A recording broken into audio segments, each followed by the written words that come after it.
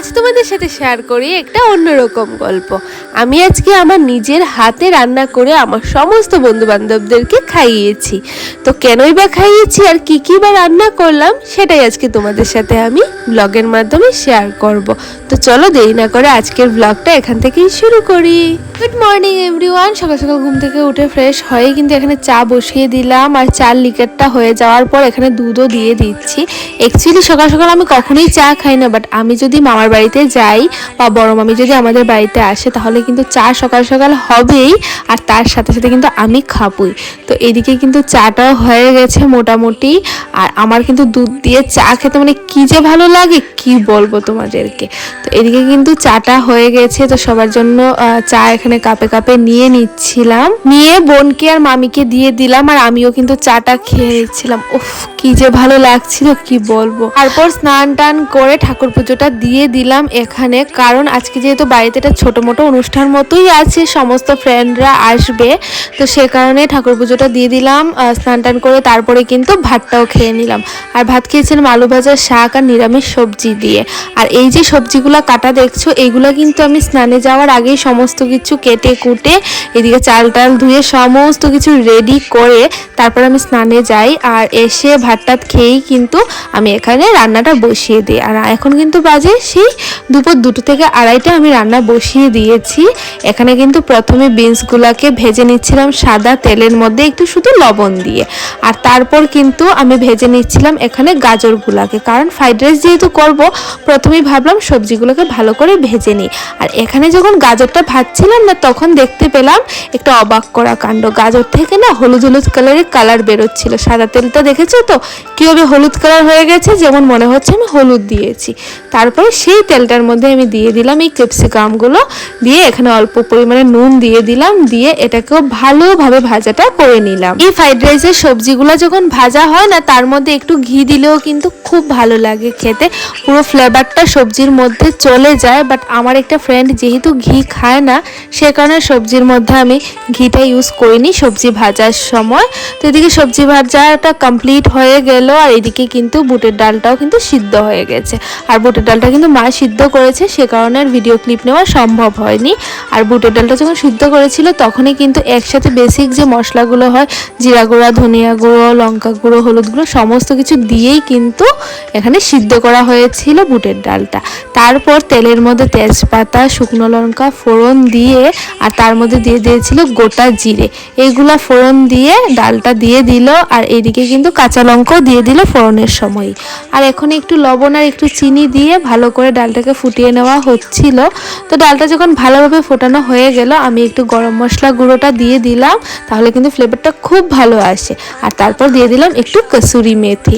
এই মেথির ফ্লেভারটাও কিন্তু আমার বিশেষত খেতে খুব ভালো লাগে, তোমাদের কেমন লাগে তোমরা কিন্তু জানিও। আমার কসুরি মেথি যে কোনো তরকারিতে দিলেই যেন মনে হয় একটা আলাদা রকমের টেস্ট লাগে খেতে।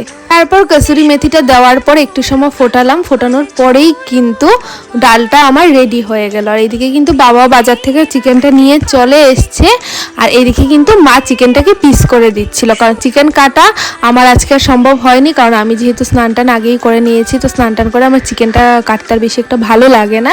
তো মাই এগুলো রেডি করে দিচ্ছিল, আর বাজার থেকে পিস করিয়ে আনা হয়নি, কারণ যেহেতু লেগ পিস করা হচ্ছিল তো সে কারণে বাজার থেকে করিয়ে আনলে না সেই ভালোভাবে পিসটা করে না, আর ছোট ছোট পিস করে নেয়। তো মা আমার যেরকম করবে সেরকম হিসেব মতো পিসগুলা করছিল বড় বড় করে। তো মাই চিকেনটাকে ধুয়ে দিয়ে দেবে আমাকে, তো সে কারণে আমি এখানে যেহেতু বাটার পানির মশলা আইটেমটাও বানাবো, তো সেখানে আমি এখানে বাটার পানির মশলাটা বসিয়ে দিলাম।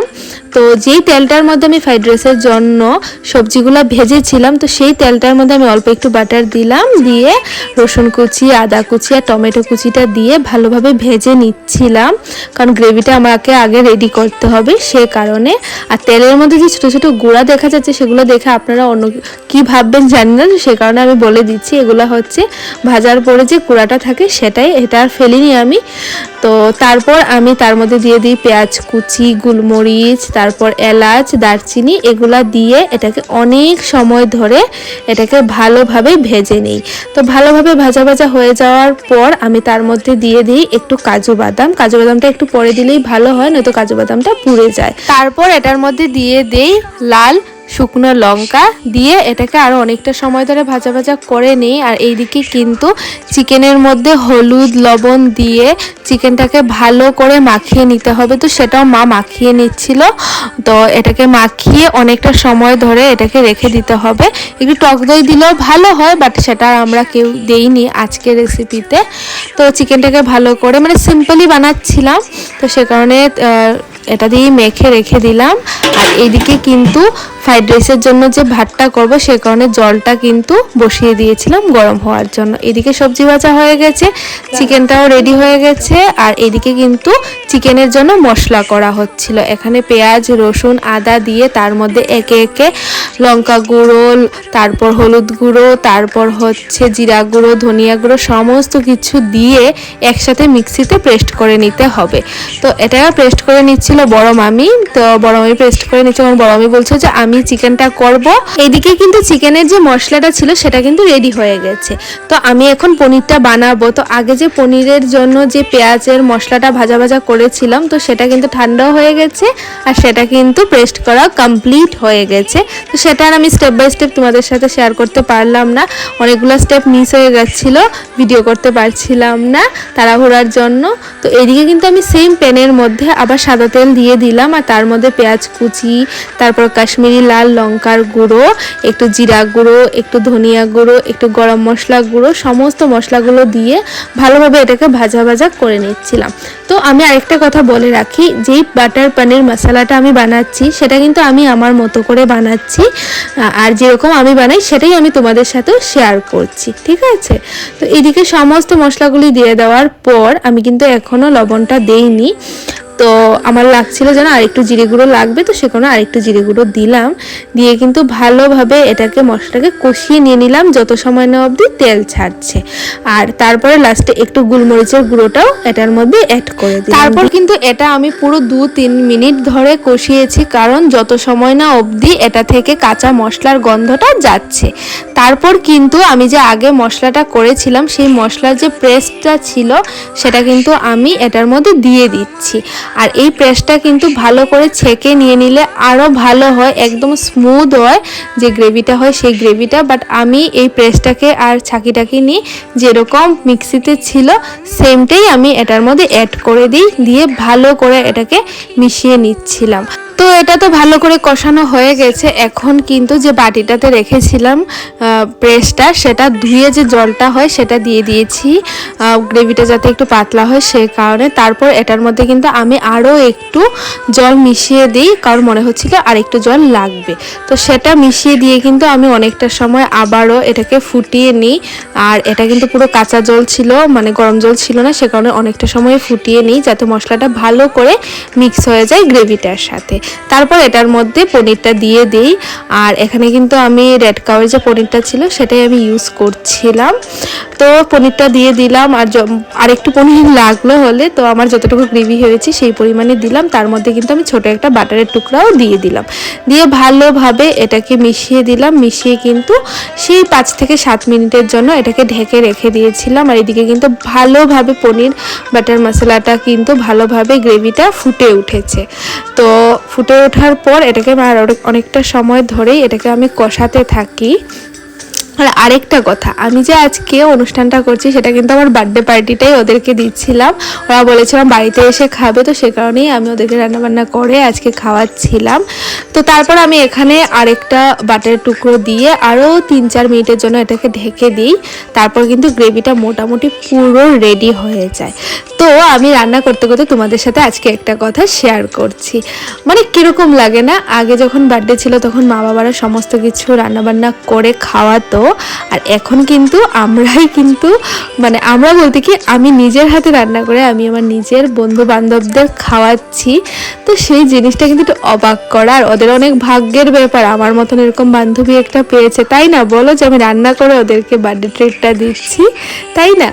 তো যাই হোক, তো এই তো এখানে মোটামুটি বাটার পনির কমপ্লিট হয়ে যাচ্ছে। তো এখানে একটু লবণ দিয়ে দিলাম, একটু ক্রিম দিয়ে দিলাম, তারপরে একটু কসুরি মেথি দিয়ে এটাকে আরও অনেকটা সময় ধরে ফুটিয়ে নিলাম।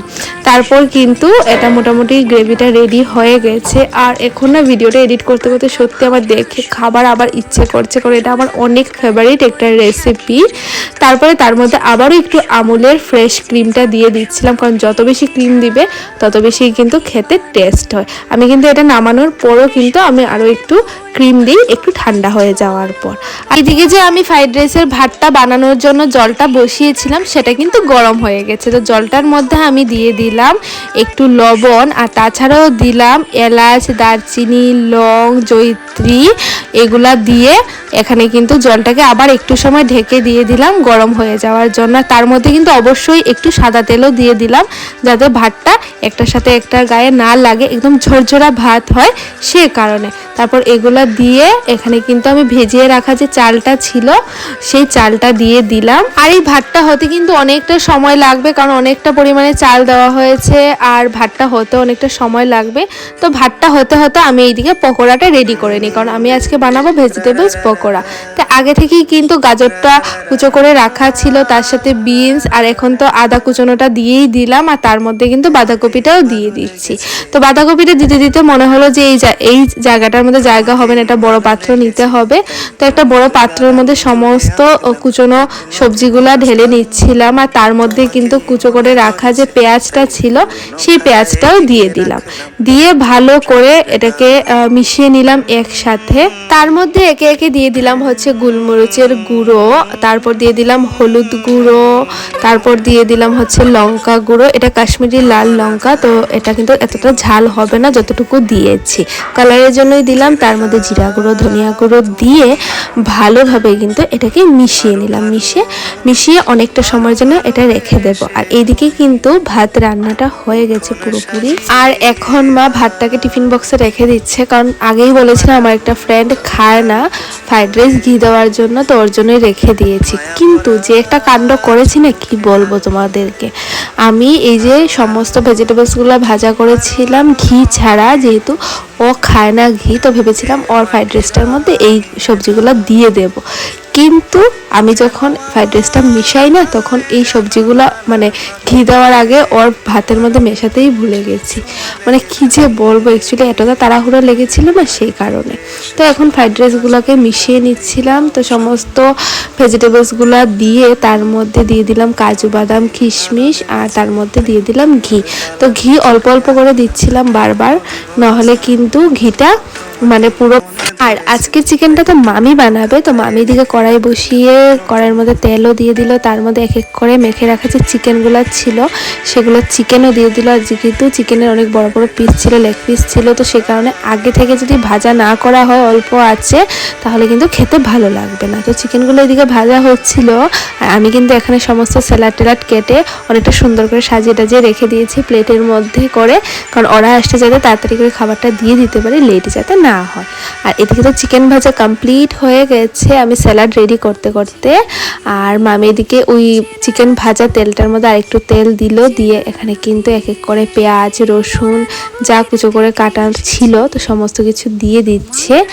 দিয়ে ভালোভাবে পেঁয়াজটা যখন ভাজা ভাজা হয়ে গেল, তার মধ্যে কিন্তু এখন আস্তে আস্তে মশলাগুলো দিয়ে দেবে। পেঁয়াজগুলো ভালো করে তো ভাজা ভাজা হয়ে গেছে, তার মধ্যে কিন্তু মিশিয়ে দিল আগে থেকে যে মিক্সারে করে রাখা ছিল যে মশলাগুলো পেস্ট করে, সেই মশলাগুলো দিয়ে দিল। দিয়ে কিন্তু এখন ভালো করে অনেকটা সময় ধরে এই মশলাটাকে কষিয়ে নিতে হবে। প্রায় 10 থেকে 12 মিনিট ধরে মশলাটাকে কষালো, যত সময় না অবধি মশলা থেকে তেল বেরিয়ে আসে। আর দেখতে পাচ্ছ তো কি সুন্দর মশলাগুলো ফুটে উঠছিল। তারপরে এই গ্রেভিটার মধ্যে দিয়ে দেওয়া হলো আগে থেকে যে বেছে রাখা চিকেনগুলো ছিল, সেই চিকেনগুলো দিয়ে কিন্তু তার মধ্যে দিয়ে দেওয়া হলো গোটা পেঁয়াজগুলো আর রসুনগুলো। এগুলো কিন্তু আগে যদি দেওয়া হতো তাহলে কিন্তু একদম গলে যেত, সে কারণে এটা পরে দেওয়া হলো। হলো চিকেনটা কষে যাওয়ার পর তার মধ্যে দেওয়া হলো আদা বাটা দিয়ে আরেকটু সময় ধরে এটাকে নাড়াচাড়া করে কষিয়ে নেওয়া হলো। আর তারপর কিন্তু তার মধ্যে দিয়ে দেওয়া হলো গ্রেভিটার মধ্যে একটু জল দিয়ে ভালো করে এটাকে ফুটিয়ে নিতে হবে অনেকটা সময় ধরে। এদিকে মোটামুটি চিকেনটা রেডি হয়ে গেছে। চিকেনটা রেডি হয়ে যাওয়ার পর কিন্তু আমি এদিকে ভেজিটেবলস পকানোর জন্য সমস্ত কিছু রেডি করে নিচ্ছিলাম। আগে থেকে তো সবজি টবজি কুচো করে সমস্ত মশলা টশলা দিয়ে মাখা ছিল। তো তার মধ্যে আমি দিয়ে দিলাম লঙ্কা কুচি আর তার মধ্যে দিয়ে দিলাম কিন্তু 2টো ডিম দিয়ে এই বাটির মধ্যে মোটামুটি কর্নফ্লাওয়ার ময়দা অল্প করে চালের গুঁড়ো একসাথে মিশিয়ে রাখা ছিল। তো আমি পুরোটা একসাথে দিয়ে না অল্প অল্প করে মিশাচ্ছিলাম। তো এগুলো ভালো করে অল্প অল্প করে মিশিয়ে আমি কিন্তু ভালো করে সবজিগুলোর সাথে মেখে নিলাম হাত দিয়ে, কারণ ভালো করে মাখাটা না হলে কিন্তু একবারে মিশবে না আর কিন্তু টেস্টটাও ভালো আসবে না। তারপর প্যানের মধ্যে একটু তেল দিয়ে দিলাম, দিয়ে কিন্তু আমি পকোড়াগুলো এখন ভেজে নেব। আর এই করতে করতে কিন্তু আমার 2জন ফ্রেন্ড চলে এসেছে, জুবি আর জয়শ্রী। তো ওরা 2জন চলে এসেছে, এখানে বসে বসে ড্রাই ফ্রুটস খাচ্ছিল আর প্রচুর প্রচুর প্রচুর গল্প হচ্ছিল। এদিকে কিন্তু আমি কিন্তু পকোড়াগুলো দিয়ে দিলাম তেল গরম হওয়ার সাথে সাথে। এদিকে পকোড়াগুলো ভাজা হয়ে যাচ্ছিল আর তো এখন হচ্ছে পকোড়াটা ভাজা আর ভাজছি না, আমরা খাবো তো আরো অনেক পরে। পকোড়াটা মোটামুটি রেডি করে রেখে দিচ্ছি। চিরকুমার কোনোদিন বিয়ে করতাম না। मस्त जोक मारा रे ये हंस रे हलकट हंस অভিজিতা পাল, ওই আমরা অভিজিতা পাল। চলছে এখন চা খাওয়া দাওয়া আর এখানে চলছে বিস্কিট নিয়ে মারামারি। এডিকশন নাই। বাড়িতে ফ্রিজে বিস্কুট পেয়ে যা করছে এই যে চারটা আর ও বিস্কিট নিয়ে মারামারি করছে। আমি জাস্ট দুটো। अच्छा এই হচ্ছে আমার বিস্কুটের অবস্থা। এইটা অভিজিৎ খেয়ে এতটুকু করেছে, এই অভিজিৎ পুরোটা প্যাকেট খেয়ে নিল। ইয়ে রাম। few minutes later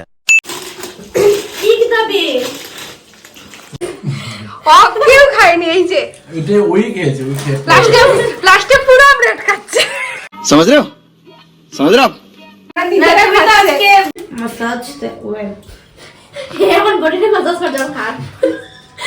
ওই দেখ আগের দিনে যে ওই যে ক্যামেরা লইয়া গেলে খাওয়া বন্ধ করে দিত, এর অবস্থা পুরো এইরকম।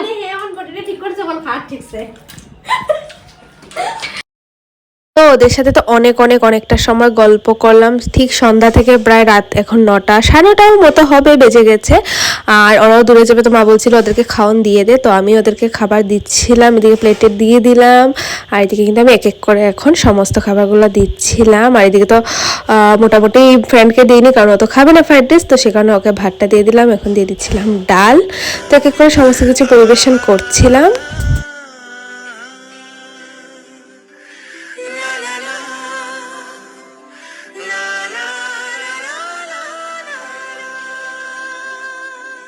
যত দূর যায় চোখ পাশে আছি আমি তোমার।